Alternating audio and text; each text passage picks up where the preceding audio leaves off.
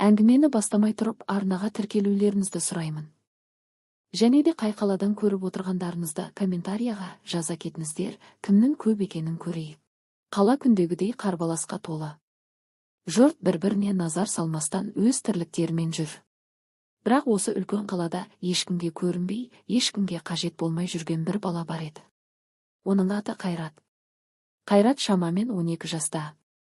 Оның жейдесі жыртық, шалбары кір, шашы ұйпа-тұйпа. Аяқ киімі ескі, табаны жарылған. Қолында пластик бөтелке бар, соны өткізіп күнкөріске ақша таппақ. Ол көп сөйлемейді. Бетінде күлкі де жоқ. Көзіне қарасаң, бір үлкен қайғыны кешіп жүрген ересек адамның көзін көргендей боласың. Қайратты бұл жерден күн сайын көруге болады. Ол әдеттегі орынға келіп күн ұзақ айналадағы адамдарды бақылап отырады. Кейде көмектесетіндер табылады. Бірақ көбісі оны айналып өтеді. Қайрат үйреніп кеткен. Оған назар аудармай қалған күн қалыпты күн. Сол күні бәрі басқаша болды. Басқа бір жақта қала орталығында элиталық аудан орналасқан. Сол ауданда өте ауқатты отбасы Қуанышевтер тұрады. Бұл отбасының жалғыз ұлы Айдос, ол жеке мектепте оқиды. Жеке жүргізушісі бар жағдай жасалған. Бірақ Айдос өзін бақытты сезінбейді. Кішкентайынан ерекше мейірім іздеген бала жүрегінде бір бос кеңістік бар. Сол күннің таңында Айдос анасымен бірге туған күнге арналған киім таңдап, қала орталығындағы сән дүкеніне бара жатқан. Көлікпен келе жатып, ол терезеден сыртқа қарап отырды. Кенет оның көзі бір орындықта отырған баланы шалды. Бірден көзі атыздай ашылды. «Анашым, тоқташы», деді ол кенеттен. «Не болды, Айдос?» деді анасы, Гүлназ, таңырқап. «Ана бала. Қарашы. Ол мен сияқты». «Қай бала?» деп көліктен еңкейіп қараған Гүлназ, сол сәтте денесі тітіркеніп кетті. Айдос сөзсіз айтып тұрған бала расымен де оған ұқсайтын еді. Айдос көліктен түсіп, анасының уайымдағанына қарамастан көшеге беттеді. Жанында жүргізуші де түсіп алыстан бақылап тұрды. Қайрат балақайдың оған қарай жақындағанын көріп, орнынан атып тұрып, шегіне бастады. «Қорықпа», деді Айдос жай дауыспен. «Мен тек сөйлескім келеді». «Атым Айдос, сенің атың кім?» Қайрат біраз үндемей тұрды. Оның көздерінде сенімсіздік пен қорқыныш бар еді. Бірақ Айдостың даусында бір ерекше жылулық болды. «Қайрат», деді ол ақырын. «Менің атым Қайрат». «Қайрат? Жақсы есім. Сен осында жиі боласың ба?» «Иә. Мен осында тұрамын». Айдос оның сөзін естігенде бір түрлі дір ете қалды. «Сенің үйің жоқ па?» Қайрат иығын көтерді. «Мен туғанда біреулер мені қоқыс жәшігінен тауып алған. Сол адамдар мені өсірді, бірақ былтыр біреуі қайтыс болды. Енді мен жалғызбын». Айдостың көзіне жас үйірілді. Ол ойланып қалды. Неліктен ол маған соншалықты ұқсайды? Бір сәт үнсіздік орнады. Екеуі ұзақ қарап тұрды. Кенет Айдос: «Қайрат, сен менімен бірге жүр. Менің анам сені көруі керек. Шынымен көрсе түсінеді». «Жоқ», деді Қайрат, «үлкендерге сенбеймін. Олар мені әрқашан қуып жібереді. Менің анам басқаша. Ол сені ренжітпейді. Жүр, өтініш». Қайрат күмәндана қарады, бірақ Айдостың көзіндегі шынайылық оны сендіргендей болды. «Жарайды, бірақ тек сәл көріп қайтайын». Олар бірге көлікке қарай жүрді. Гүлназ сыртта тұрған. Ол Қайратты көріп жүрегі дір ете қалды. Баланың көзі тура Айдостың көзі. Оның жүзі, шашы, бәрі дәл сол. «Анашым, бұл Қайрат, ол көшеде тұрады. Бірақ сен де көріп тұрсың ғой, ол маған ұқсайды». «Иә». Гүлназ біраз үндемей қалды. Бірнеше секунд ішінде өткен өмірі көз алдында жылжып өтті. Жүкті кезі, перзентханадағы санаулы минуттар, түсіндегі екі жүрек соғысы. Бір сәт қолын көкірегіне апарып ауыр дем алды. Мен сені бір жерден көргендеймін», деді ол күбірлеп. Қайраттың көзі жасқа толды. Ешкім оған ешқашан бұлай қарамаған. Осы кезде бір дауыс бұзды бұл сәтті. «Айдос, қайда жүрсің?» деп үй жақтан Айдостың әкесі Арман келіп қалды. Арман суық жүзді, қатаң адам. Оның беті ашулы, көзі тік. Бұл не жағдай? Деп сұрады ол Қайратқа қарай ызғарлы көзбен қарап. Гүлназ басын көтеріп Арманға туа қарады. Бұл бала бізге бірдеңе айтады. Оның көзінде Айдостың бейнесі тұр. Арманның көзі тайсалды. Бірақ ол лезде қалпына келіп. Жоқ, бұл жай ғана кездей соқтық. Енді кетейік. Жоқ, деді Айдос, мен сенбеймін. Мен бұл баланы тастамаймын. Ол менің бауырым сияқты. Гүлназдың көзі Қайраттан айырылмай тұр. Ол сенер-сенбесін білмей ішкі жан дүниесімен күресіп жатыр. Сол сәтте жүрегінде бір сезім оянды, бұл бала оған бөтен емес. Айдос, үйге кірейік. Қайрат та бізбен бірге жүрсін, деді анасы сабырлы дауыспен. Арман қарсы болғысы келді, бірақ Гүлназдың көзіндегі сенімділік оған тоқтау салды. Үш бала мен анасы үйге кірді. Қонақ бөлмеге өткенде қызметші қыз Қайратқа су мен таза киім берді. Ол алғаш рет өмірінде жылы суға түсіп таза жейде киді. Айнаға қарап тұрған сәтте өз көлеңкесіне шошып кетті. Бұл мен бе? Айдос оның жанында тұрды. Саған жарасат, деді ол күлімсіреп. Мен өзімді танымай тұрмын, деп күбірледі Қайрат. Кешкі ас үстінде Гүлназ екеуіне де қарап отырды. Олар бір-бірінің тура көшірмесі еді. Көз, мұрын, иек бәрі ұқсас. Ал жүрегі бірдей соғатын секілді. Қайрат, сенің денеңде қандай да бір ерекше белгі бар ма? Мысалы, мен сияқты, деп сұрады анасы кенет. Қайрат ойланып, иә, менің іш жағында, оң жақ қабырғамның астында мен бар. Неге сұрадыңыз? Айдос орнынан ұшып тұрды. Менде де дәл сол жерде бар. Гүлназ орнынан баяу тұрды, жүрегі атқақтап кетті. Ол Айдостың да, Қайраттың да белгісін қарап көрді, бұл кездейсоқтық емес еді. Осы кезде Арман бөлмеге кіріп келді. Болды. Бұл ойынның шегі жетті. Деп ашуланды ол. Бұл балаға көп көңіл бөлдіңдер. Ол бізге еш қатысы жоқ. Ертең-ақ біреулерге тапсырып жібереміз. Гүлназ көз жасын тыя алмай. Арман, неге сен сонша ашулысың? Неге бұл баладан қорқасың? Деп сұрады. Арманның көзіне тік қарады. Бірақ ол жауап бермей бөлмеден шығып кетті. Түн үйде тыныштық. Барлығы ұйықтап жатқан сияқты. Бірақ Гүлназ көз ілмей жатыр. Ол өз бөлмесінде отыра берді. Қолында ескі фотоальбом. Бет парақтап келе жатып бір суретке көзі түсті, УЗИ нәтижесі. Онда екі жүрек соғысы тіркелді деген дәрігер жазбасы. Қалайша мен мұны ұмытып кеттім, деді ол сыбырлап. Сол сәтте есігі жай ашылып, Айдос кіріп келді. Анашым, мен ұйықтай алмай жатырмын. Мен де, балам. Қайрат, расымен де менің бауырым ба? Білмеймін, бірақ ішкі түйсігім иә дейді, деді Гүлназ көзіне жас алып. Айдос анасын құшақтап бірге терезе алдына барып отырды. Екеуі аспанға қарап отыр. Жұлдыздардың астында үнсіз, бірақ бәрі түсінікті. Таң ата, Қайрат оянып аулаға шықты.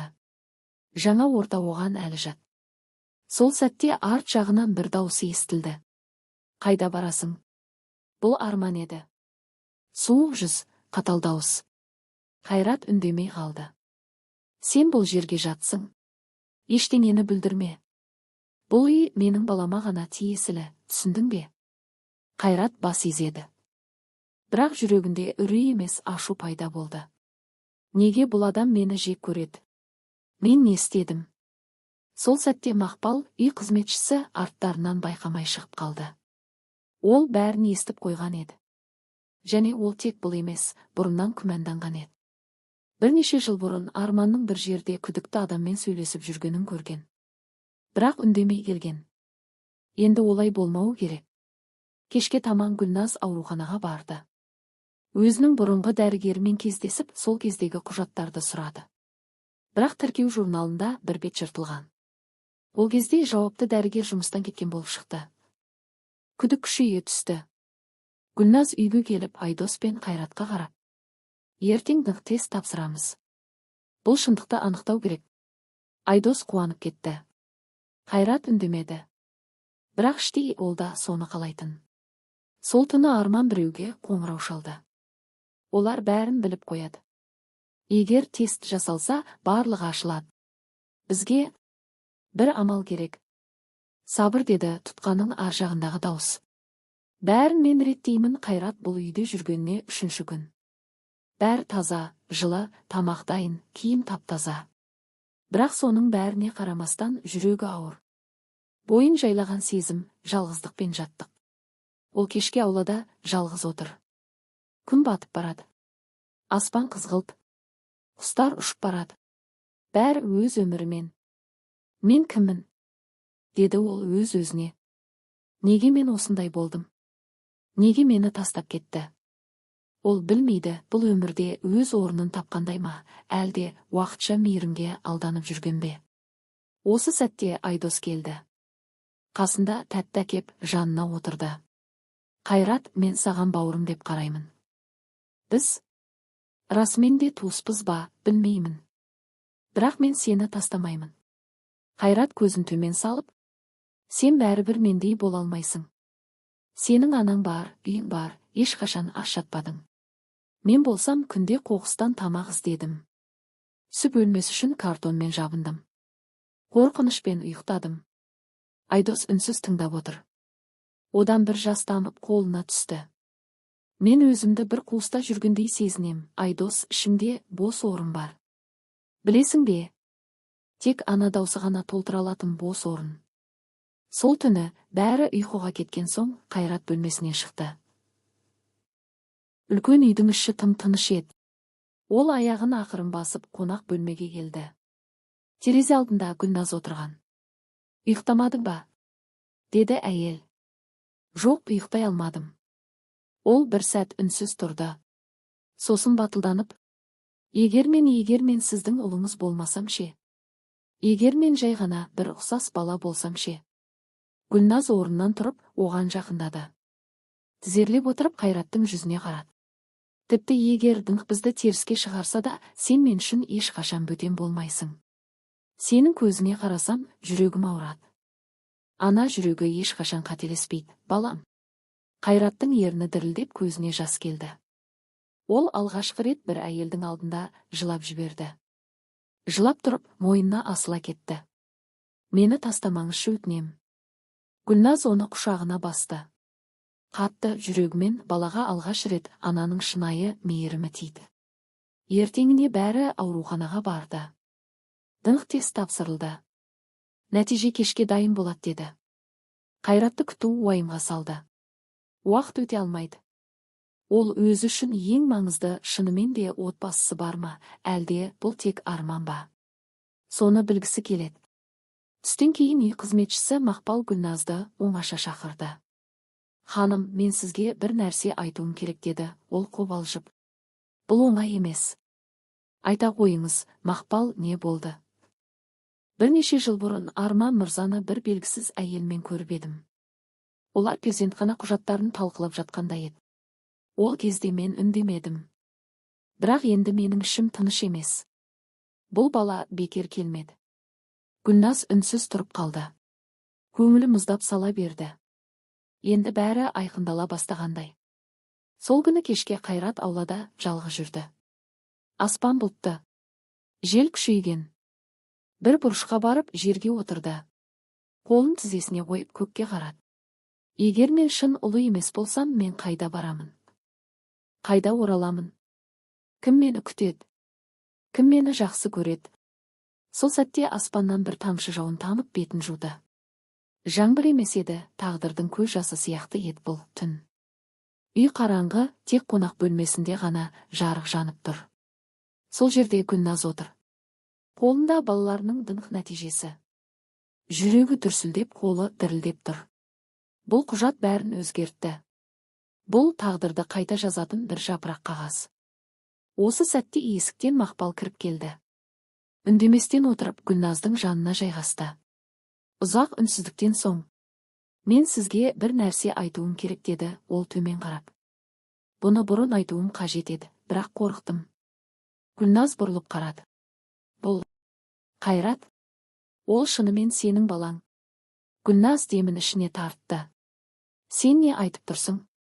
Ол 12 жыл бұрын ауруханада. Арман бір дәрігермен келісіп егіздің бірін сатып жіберді.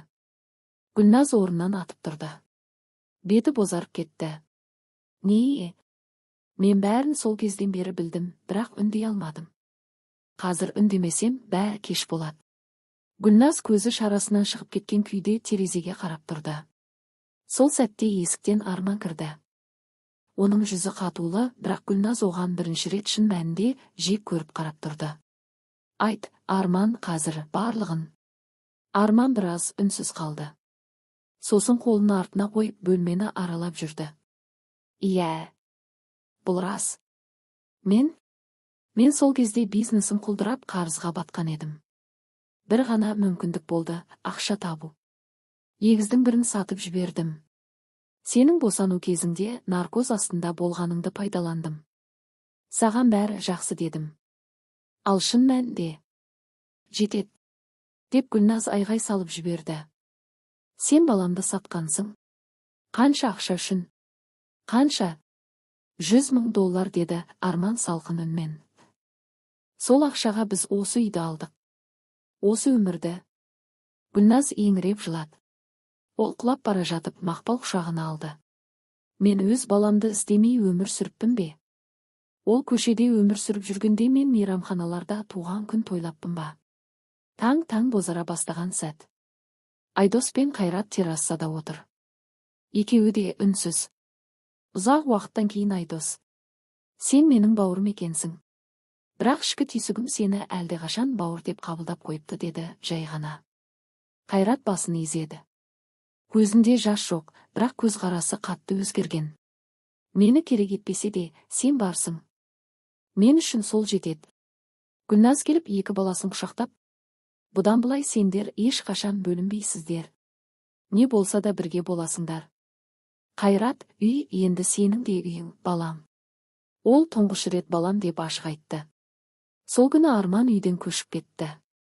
Гүлназ оған соңғы рет қарап: сен менің өмірімдегі ең үлкен өкінішсің. Бірақ сен маған екі ғажап бала сыйладың. Сол үшін ғана сені есімде сақтаймын. Бірақ енді өмірімнен кет, деді. Арман үнсіз бас изеп кетіп қалды. Оның артынан Мерседес көлігі жоқ, шетелге кетер қауқары да қалмаған. Барынан айырылған күйі өзімен қалды. Күндер өтіп жатты. Қайрат енді бұл үйде тұрақты өмір сүре бастады. Бөлмесі бар, сабағы бар, киім-кешегі де жеткілікті. Бірақ ең маңыздысы, енді оның отбасы бар. Ол бұрын тек түсінде көрген заттарды енді шынайы өмірде сезіне бастады. Бірақ бәрі де оңай бола қоймады. Сол аптада Айдос пен Қайрат бірге мектепке барды. Гүлназ екеуіне бірдей форма, бірдей сөмке алып берген. Бұл көрініс сырт көзге өте әсерлі еді, егіз балалар мүлдем бірдей. Бірақ олардың өткен жолдары мүлдем бөлек болатын. Мектеп алдында балалар жиналып тұр. Олар жаңа баланы, Қайратты көріп бірден күбір-күбір басталды. Қараша, мынау Айдостың көшедегі егіз емес пе? Ол қайдан келді? Неге біздің мектепте оқиды? Қайрат басын төмен салды. Сөздер пышақ сияқты. Оның көкейінде бір ғана сұрақ тұр: мен бұл ортаға лайықпын ба? Сабақ кезінде бәрі ерекше қарап отыр. Мұғалімдер сыпайы, бірақ іштей күмәнмен. Оқушылар қызығушылықпен сыртқа тебу арасында. Тек бір адам ғана Қайратты бұрынғыдай қабылдады: Айдос. Ол әр сәтте жанында болды, қорғады, қолдады. Бірақ бір күннің ішінде бәрі өзгермейді. Сыныптағы белсенді қыз Аяжан бір күні Қайратқа жақындап: сен шынымен көше баласы болдың ба? деп сұрады. Тіпті шомылмайтын шығарсың. Бұл сөз Қайратқа ауыр тиді. Бірақ ол үндемеді. Үндемеген сайын ішіндегі өкпе жинала берді. Сол күні үйге келгенде Қайрат ешкіммен сөйлеспеді. Бөлмесіне кіріп үстелге арқасын сүйіп отырды. Айналасында бәрі бар, бірақ ішкі сезімі жалғыздық. Ол дәптерінің артқы бетіне сызықтар сала бастады. Сызу оны тыныштандыратын жалғыз құрал. Кенет қолы дірілдеп қалам түсіп кетті. Қайрат жастығына басын қойып үнсіз жылады. Бұл ішке жиналған ауырлықтың көз жасы еді. Кешке Гүлназ оның бөлмесіне келді. Тыныш есікті ашып кірді. Қайрат бірден орнынан тұрды, киімін түзеп. Кешіріңіз, үй тапсырмасын орындап үлгермедім. Гүлназ жақындап келіп, оның иығына қолын қойды. Балам, саған ешкім ренжімейді. Бірақ сен маған не сезіп жүргеніңді айтсаң, мен көмектесе алар едім. Қайрат біраз үнсіз тұрды. Сосын жай ғана: бұл өмір маған арналмаған сияқты. Мен бұрынғы өміріме қайта оралғым келмейді, бірақ мұнда да бөтен сияқтымын. Гүлназ баласын құшақтап: Қайрат, жара жазылады. Бірақ ол үшін уақыт керек. Жара жазылғанымен орны қалады. Бірақ сол іс сені кім екеніңді еске салып тұратын белгі. Ал мен сені жақсы көрем. Айдос та, бәріміз де. Сен осы отбасының бір бөлігісің. Ешкім оны тартып ала алмайды. Сол түні Қайрат алғаш рет терең тыныстап ұйқыға кетті. Ішінде әлі де қорқыныш бар, бірақ енді ол жалғыз емес екенін білді. Күндердің бір күнінде мектепте таңғы үзіліс кезінде Қайрат кітапханаға бармақ болды. Онда тыныш, ешкім мазаламайды. Ол үшін бұл қауіпсіз орын. Кітап сөресін қарап жүргенде бір бұрышта бүктеліп отырған балаға көзі түсті. Үстінде ескі күртеше, бетінде көгерген із бар. Ол кішкентай, жуас. Қайрат үнсіз жақындады. Бәрі дұрыс па? Бала жалт қарады. Қорқыныш көзімен. Бірақ үндемеді. Мен де осындай күйде болғанмын, деді Қайрат ақырын. Бұрын мені де ешкім елемейтін, ұратын. Сен жалғыз емессің. Бала ернін қымқырып ақыры күбіретті. Менің атым Ернар. Мен Қайрат, танысқаныма қуаныштымын. Қайрат жанында отырып қолын созды. Ернар баяу ғана қолын созып ұстап көрді. Бұл сенімнің алғашқы тамшысы еді. Кешке үйге келген соң Қайрат Айдосқа бәрін айтып берді. Айдос таңғалып: демек сен басқа балаға көмектестің, деді. Иә. Мен ол баланың көзінен өзімді көрдім. Ешкімге керек еместей сезінетін өзімді. Айдос жымиды. Міне, бауырым, сен өзіңді кім екеніңді таптың. Бұрынғы өмірің босқа өтпеген. Енді сен әлсіздерді қорғай алатын күштісің.